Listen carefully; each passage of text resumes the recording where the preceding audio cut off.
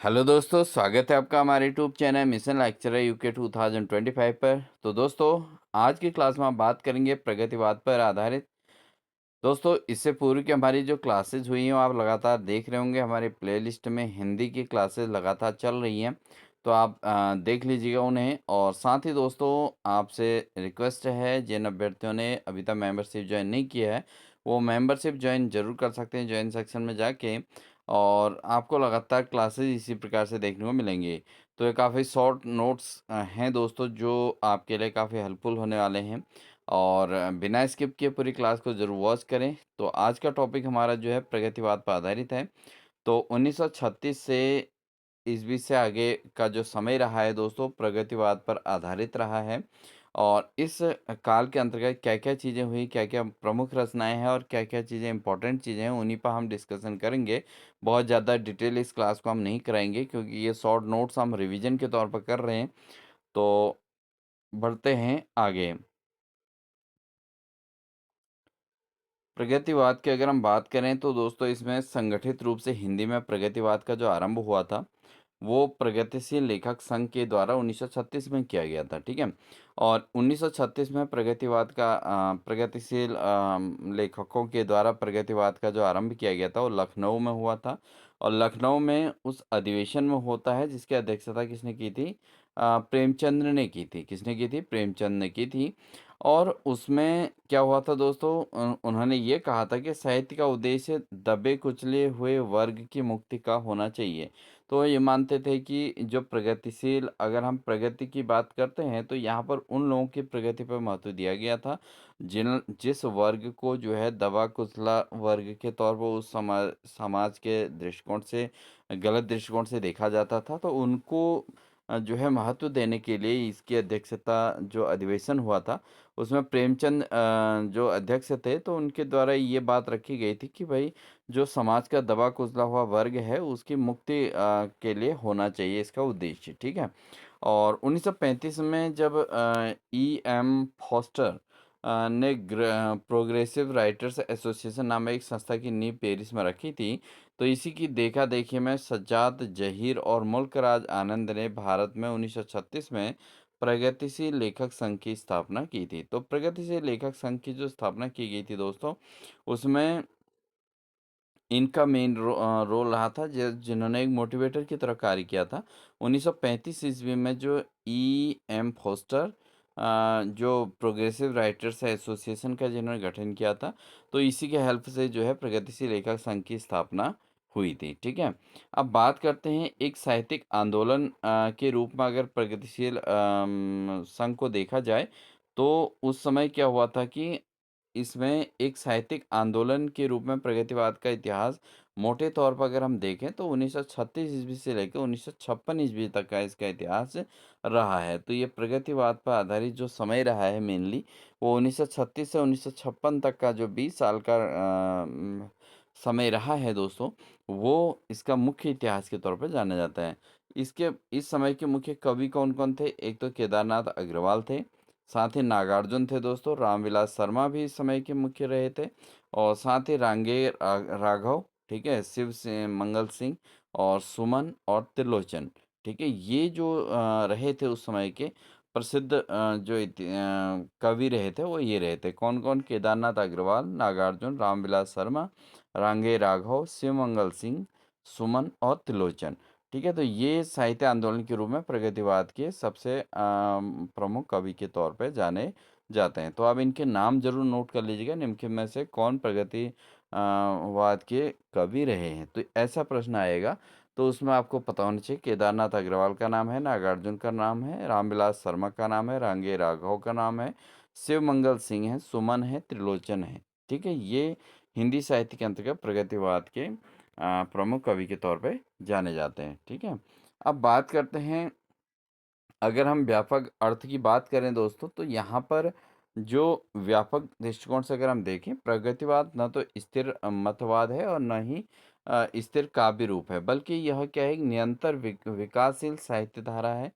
ठीक है। तो निरंतर रेगुलर डेवलपमेंट के एक जो साहित्यिक धारा के तौर पे इसको देखा जा सकता है, क्योंकि इसमें प्रगति उनके उत्थान हेतु कार्य किया गया था जो समाज के दबे हुए वर्ग थे, ठीक है? जिन वर्गों को समाज में निचले वर्ग के तौर पे देखा जाता था, उनके उद्धार हेतु इन कवियों ने अपने काव्य रचनाएँ की थी, ठीक है? प्रगतिवाद के विकास में अपना योगदान देने वाले परवर्ती कवियों में केदारनाथ सिंह जो थे, मेन थे और धूमिल, ठीक है? कुमार विमल, इसके अलावा अरुण कमल और राजेश जोशी आदि का नाम उल्लेखनीय रहा है, ठीक है? तो इस चीज़ को आप ध्यान रखें कि जो परिवर्ती कवि इनको क्या कहा जाता है? परवर्ती कवि के तौर पर इनको जाना जाता है। क्योंकि ऑब्जेक्टिव क्वेश्चन से हैं तो कुछ भी आ सकते हैं, ठीक है? तो हिंदी काव्य के अंतर्गत प्रयोगवाद के परवर्ती कवि कौन-कौन हैं? एक तो केदारनाथ सिंह हैं, धूमिल हैं, कुमार विमल हैं, अरुण कमल हैं, राजेश जोशी हैं। तो इन्हीं का नाम इसमें सबसे ज़्यादा उल्लेखनीय है दोस्तों प्रगतिवाद के अंतर्गत, ठीक है? इसके अलावा अगर हम बात करें तो प्रगतिवाद का जो मूल आधार रहा है दोस्तों, वो कौन-सा है? मार्क्सवादी दर्शन है। तो मार्क्सवादी जो फ़िलॉसफ़ी रही है दोस्तों, वही इसका बेसिकली मेन रोल इसमें प्ले किया गया है मार्क्सवादी फिलॉसफी ने, ठीक है? तो इस चीज़ का आप ध्यान रखें, मार्क्सवाद ने बहुत ज़्यादा इम्पोर्टेंस रोल प्ले किया है प्रगतिवाद के अंतर्गत। पर यह मार्क्सवादी का साहित्य रूपांतरण मात्र नहीं है। अब ऐसा नहीं कि अगर आप इसको समझें कि प्रगतिवाद आप जानेंगे कि मार्क्सवाद की इसमें रोल रहा है, बट ऐसा नहीं कि मार्क्सवाद की जो रचनाएँ थी वही प्रगतिवाद के अंतर्गत भी वही देखने को मिलेंगी, ऐसा नहीं है। उससे हटकर इसके अंतर्गत जो है सामाजिक दृष्टिकोण को देखते हुए कवियों के द्वारा उसमें रचनाएँ की गई हैं। प्रगतिवाद आंदोलन की पहचान जीवन और जगत के प्रति नए दृष्टिकोण में निहित है। तो ये जो प्रगतिवादी आंदोलन हुआ है, इसकी जो पहचान बनी है दोस्तों, क्या बनी है? इस जीवन और जगत के प्रति दृष्टिकोण में निहित रखी गई है। ठीक है? इस काल का जो मुख्य दृष्टिकोण था दोस्तों क्या था? पुराने रूढ़िबद्ध जीवन मूल्यों का त्याग करना, ठीक है? और आध्यात्मिक और रहस्यात्मक अवधारणाओं के स्थान पर किस पर चर्चा की गई थी? लोक आधारित अवधारणाओं को मानना, इसका मुख्य उद्देश्य था, ठीक है? तो यहाँ पर ये दृष्टिकोण रखा गया था और हर तरह के शोषण और दमन का इस काल में विरोध किया गया था। साथ ही धर्म, लिंग, नस्ल, भाषा, क्षेत्र पर आगृत गैर बराबरी का विरोध किया गया था। ठीक है, तो ये सारी चीज़ों का इसमें क्या किया गया था? विरोध किया गया था। साथ ही स्वतंत्रता, समानता, लोकतंत्र में विश्वास, ठीक है, इन चीज़ों को महत्व दिया गया था। परिवर्तन और प्रगति में विश्वास रखने की बात कही गई थी। साथ ही मेहनत कश लोगों के प्रति गहरी सहानुभूति का इसमें परिचय दिया गया था। ठीक है, और नारी पर हर तरह के अत्याचार का विरोध किया गया था।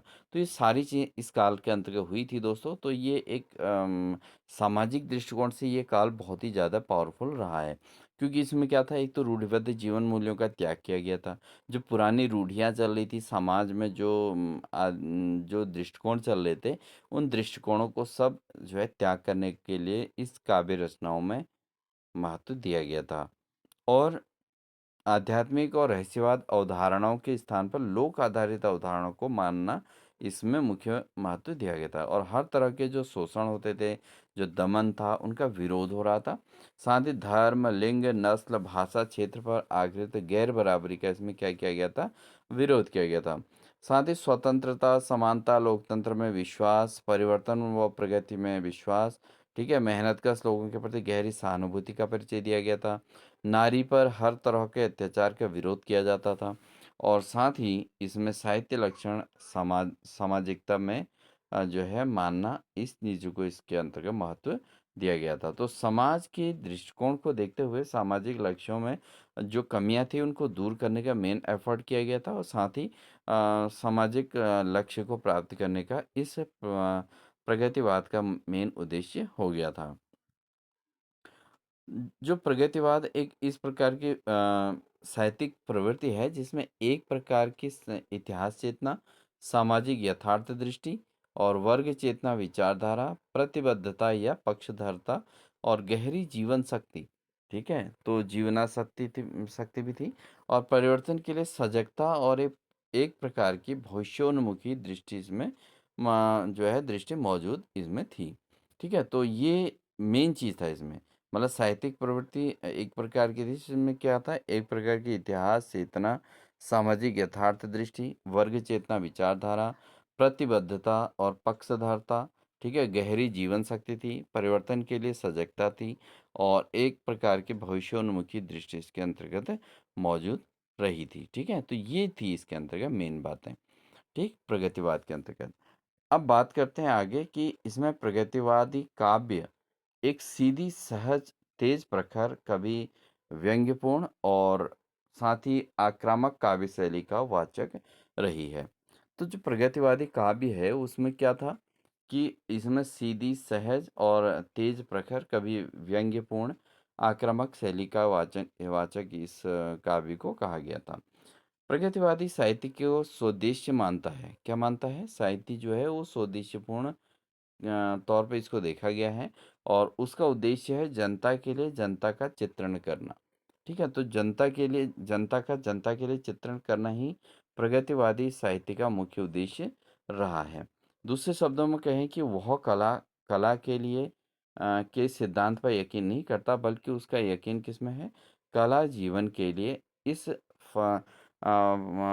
इस तरह के जो है कला जीवन के लिए होनी चाहिए, इस पर ज़्यादा महत्व इसमें दिया गया था। ठीक है, तो ये चीज़ मेन समझनी है कि कला के लिए सिद्धांत पे यकीन नहीं करता, बल्कि किस पे करता है? कला जीवन के लिए।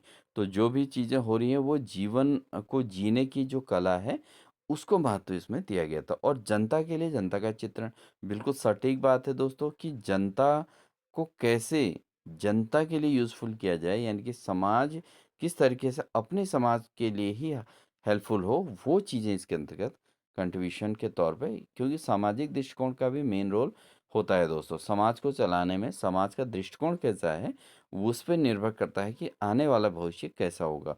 यानी कि जो समाज में जो लोग होंगे वो कैसे होंगे और नई पीढ़ी कैसे होगी, उस पर इन्होंने फोकस अधिक किया था। तो ये प्रगतिवाद की प्रमुख विशेषता के तौर पर देख सकते हैं। मतलब कि प्रगतिवाद आनंदवादी मूल्यों के बजाय भौतिक उपयोगवादी मूल्यों में विश्वास करता था। तो जो समाज की जो भौतिक स्थितियाँ थी, उन पर उन भौतिक ढाँचों को परिवर्तन करने में इसमें मेन रोल प्ले किया था, ठीक है? इसके अलावा दोस्तों यहाँ पर राजनीति में जो स्थान समाजवाद का है, वही स्थान साहित्य में प्रगतिवाद का भी रहा है, ठीक है? तो समाजवाद की तरह ही किसका रोल रहा है मेन? प्रगतिवाद का। जैसे राजनीति के दृष्टिकोण से अगर हम बात करें तो उसमें समाजवाद का राजनीति में बहुत ज़्यादा रोल रहा है। तो ऐसे ही साहित्य में किसका रोल रहा है? प्रगतिवाद का, ठीक है? अब बात करते हैं प्रगतिवादी काव्य की प्रमुख विशेषताएँ क्या-क्या रही हैं? तो प्रगतिवादी काव्य की प्रमुख विशेषताएँ क्या हैं? सामाजिक यथार्थ का चित्रण करना, ठीक है? ये मेन रहा था, हमने बात की थी। प्रकृति के प्रति लगाव, ठीक है? मतलब नेचर के प्रति जो जो कवियों ने रचना की है, उसमें प्रकृति को महत्व दिया है। ठीक है, प्रकृति को महत्व देने का मतलब ये है कि कहीं न कहीं समाज की जो सामाजिक दृष्टिकोण हैं, उनको महत्व दिया गया है और प्रकृति के प्रति लगाव को महत्व देने का मतलब है कि कहीं न कहीं सामाजिक दृष्टिकोण में चेंजेस देखने को मिलेंगे। उसके अलावा नारी प्रेम को महत्व दिया गया है। मतलब नारियों के उत्थान हेतु भी यहाँ पर बहुत अधिक कार्य किया गया था। राष्ट्रीयता की भावना को डेवलप करने का प्रयास किया गया था। सांप्रदायिक भावनाएँ जो थी समाज को जो खोखला कर रही थी, तो वो सांप्रदायिक भावना का विरोध किया गया था। ठीक है? धर्म, संप्रदाय इनका विरोध किया गया था और साथ ही इसमें बोधगम्य भाषा, जैसे जनता की भाषा में जनता की बातें, वो व्यंग्यात्मकता, इनका महत्व इसमें दिया गया था। तो बोधगम्य भाषा का भी इसमें प्रयोग किया गया था। इसके अलावा दोस्तों अगर हम बात करें, साथ ही मुक्त छंदों का प्रयोग किया गया है। किसका प्रयोग किया गया है? मुक्त छंदों का प्रयोग किया गया था। जैसे मुक्तक छंद में कौन-कौन से आते हैं? कजरी, लावनी, ठुमरी और इस प्रकार के लोकगीतों का जो है मुक्त छंद का प्रयोग इसमें किया गया था। इसके अलावा मुक्तक काव्य रूप का प्रयोग किया गया था साथ में। मुक्तक काव्य रूप जैसे छायावाद व प्रगतिवाद में अंतर, इनके महत्व दिया गया था।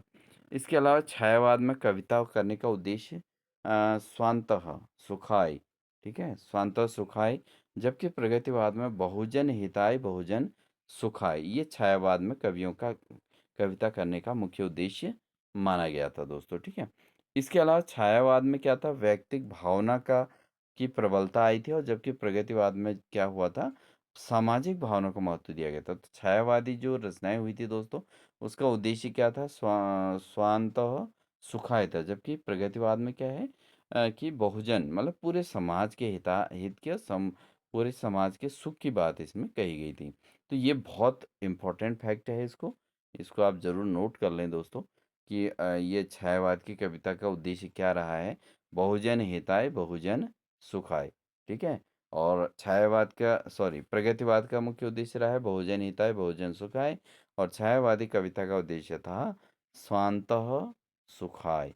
इस चीज़ को आप नोट कर लें, दोनों की दोनों, ठीक है। और छायावाद में व्यक्ति भावना प्रबल है, जबकि प्रगतिवाद में सामाजिक भावना को महत्व दिया गया था।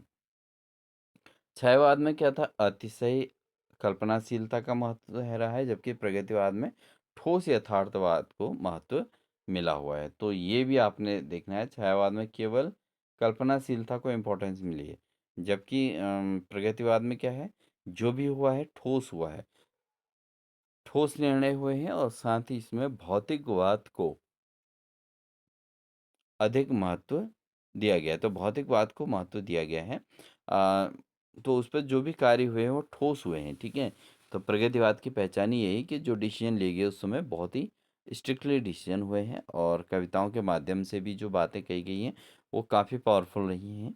और अतिशय कल्पनाशीलता जबकि छायावाद में देखने को मिली थी, छायावाद में केवल इमेजिनेशन हुआ था, जबकि यहाँ पर प्रगतिवाद में ठोस यथार्थवाद को महत्व दिया गया था। अब बात करते हैं दोस्तों, इस काल की प्रमुख पंक्तियाँ कौन-कौन सी हैं? पंक्तियों वाला क्वेश्चन आप देखेंगे कि अगर आपने असिस्टेंट प्रोफेसर का एग्ज़ाम देखा है, तो पंक्तियों वाले बहुत सारे क्वेश्चन आपको देखने को मिलेंगे दोस्तों। यहाँ लेक्चरर का एग्ज़ाम भी इसी लेवल का होने वाला है, तो आपको पंक्तियों से संबंधित इतने क्वेश्चन देखने को मिलेंगे कि 15-20 प्रश्न तो आपको पंक्तियों से संबंधित मिलेंगे ही मिलेंगे। तो आपको जो इम्पोर्टेंट पंक्तियाँ मैं करा रहा हूँ अपनी क्लास के अंतर्गत, वो आप ज़रूर जो है ज़रूर स्टडी करें, वो बहुत ज़्यादा इम्पोर्टेंट है। और साथ ही दोस्तों आपको बता दें कि अगर आपने अभी तक मेंबरशिप जॉइन नहीं की, क्योंकि आपको हिंदी प्रवक्ता विशेष के अंतर्गत आपको हमारी क्लासेस लगातार देखने को मिलेंगी, तो आपकी तैयारी भी उतनी महत्वपूर्ण तरीके से होएगी, तो इस चीज़ को आप ध्यान दें। अब दोस्तों यहाँ पे क्या है कि आपका प्रसिद्ध पंक्तियाँ क्या-क्या हैं, जब भारत माता ग्रामवासिनी, भारत माता ग्रामवासिनी किसकी पंक्ति है? ये दोस्तों है पंत की, सुमित्रानंदन पंत हैं जो छायावादी कवि के तौर पर जाने जाते हैं। तो इनकी प्रमुख है, और साथ ही प्रगतिवाद के अंतर्गत भी इनका रोल रहा है। तो ये जो है भारत माता ग्रामवासिनी किसकी रचना है, किसकी पंक्तियाँ हैं, ये है पंत की। इसके अलावा दोस्तों अगला है हमारा कि एक बीते के बराबर यहो हरा ठिंगना चना, बांधे मुरैठा शीस पर छोटे गुलाबी फूल सजकर खड़ा है। ठीक है? तो ये एक बीते के बराबर यह हरा ठिंगना चना, ठीक है? तो इसको आप समझ लीजिए, ठीक है? ठिंगना चना यहाँ पर कहा गया है, तो किसकी पंक्तियाँ हैं? ये हैं केदारनाथ अग्रवाल की। किसकी हैं? केदारनाथ अग्रवाल की। अगला है ये हवा हूँ, तो ये भी इम्पोर्टेंट है।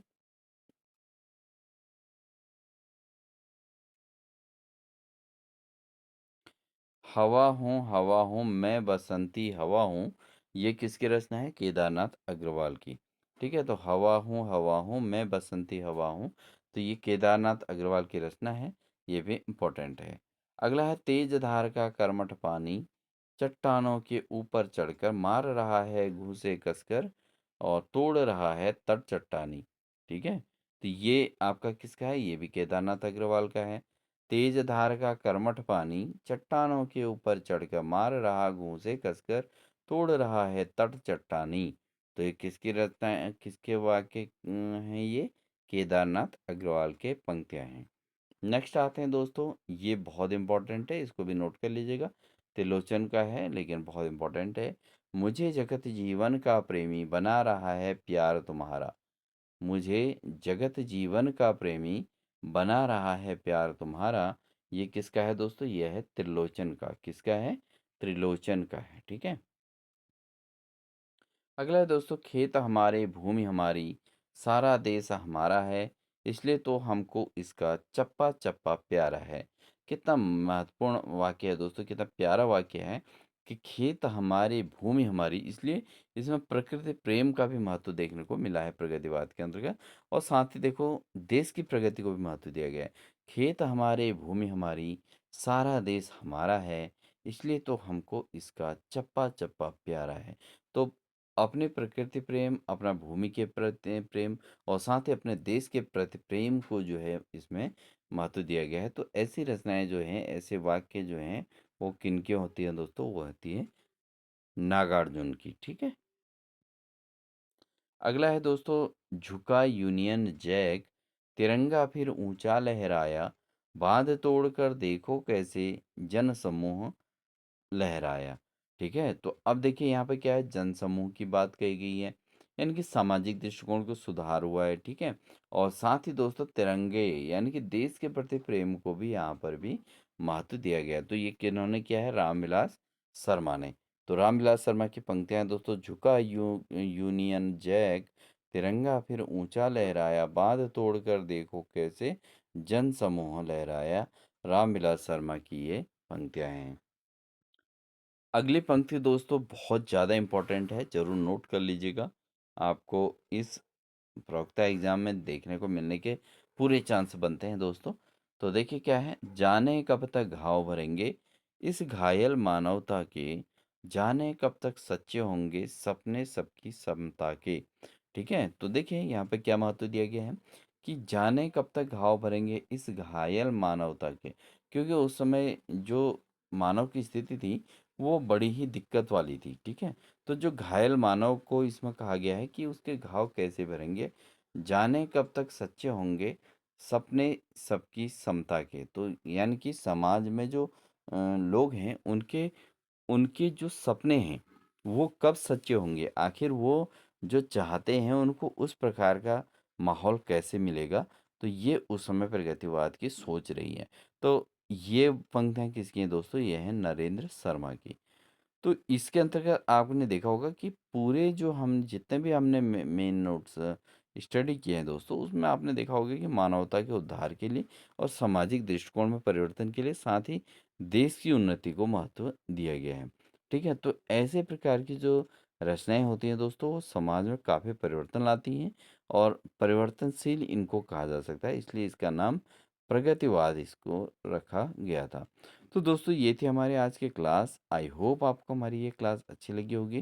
क्लास अच्छी लगी तो वीडियो को लाइक कर लीजिएगा, चैनल पर नए हैं तो चैनल को सब्सक्राइब कर लीजिएगा। साथ ही कमेंट सेक्शन में अपने प्यारे से कमेंट्स दीजिएगा कि आपको हमारी क्लास कैसी लगती है। और जिन अभ्यर्थियों ने अभी तक मेंबरशिप ज्वाइन नहीं की है, वो प्रवक्ता हिंदी विशेष की मेंबरशिप जरूर ज्वाइन कर लें। मात्र 199 में ये मेंबरशिप रखी गई है और सभी के लिए काफ़ी यूज़फुल हो सकती है। बहुत आसान से पेमेंट है, कोई ज़्यादा कठिन नहीं है। और साथ ही आपके साथ जो है प्रवक्ता हिंदी प्रैक्टिस सेट की भी क्लास हमारे यहाँ पर जॉइन सेक्शन में आपको देखने को मिलेगी। आप चाहें तो प्रैक्टिस सेट वाली क्लास जॉइन कर सकते हैं। तो आई होप आप सभी इसी प्रकार से अपनी तैयारी करते रहेंगे और जो भी एग्ज़ाम्स हैं आपका प्रवक्ता चाहे एलटी की तैयारी हो, दोनों में सिलेबस हिंदी के अंतर्गत यही आपको देखने को मिलने वाला है।